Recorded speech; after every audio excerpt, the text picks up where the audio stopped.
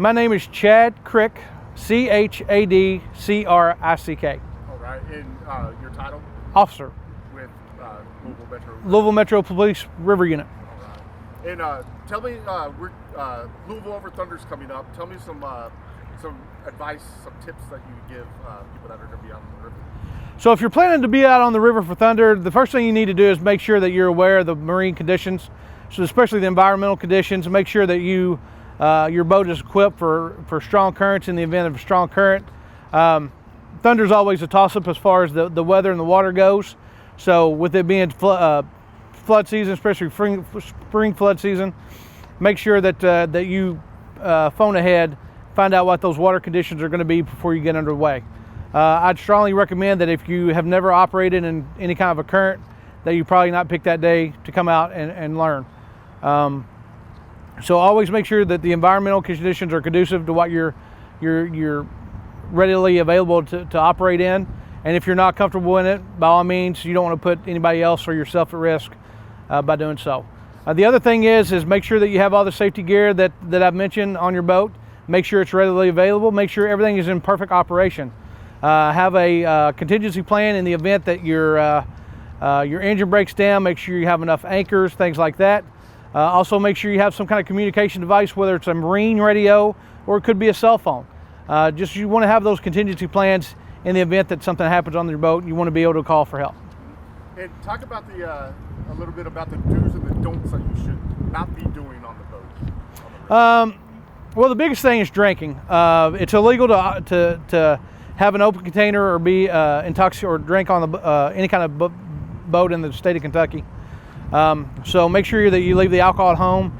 Alcohol is a really large contributing factor in a lot of boating fatalities throughout the Commonwealth and throughout the United States for that matter. So we highly encourage you to leave the alcohol at home.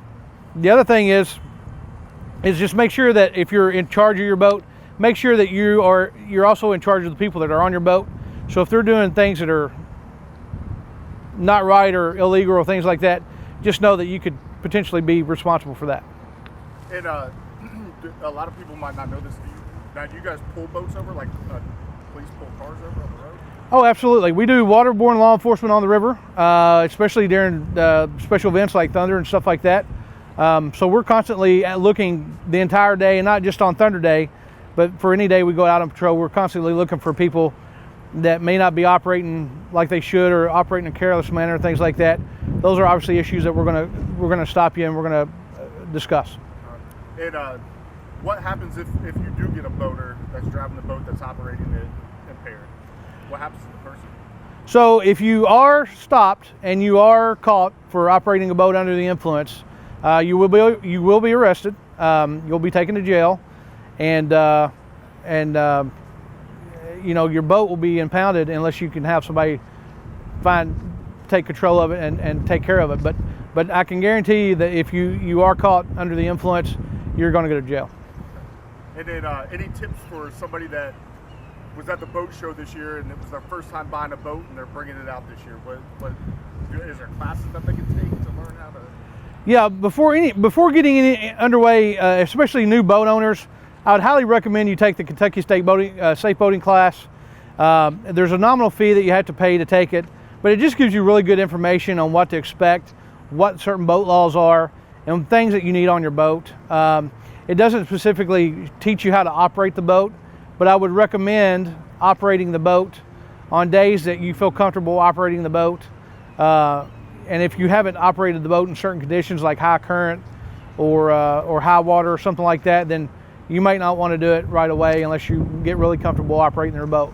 But only operate in conditions that you feel comfortable operating in. And by all means, definitely strongly recommend taking the Safe Boating Law course. Anything else?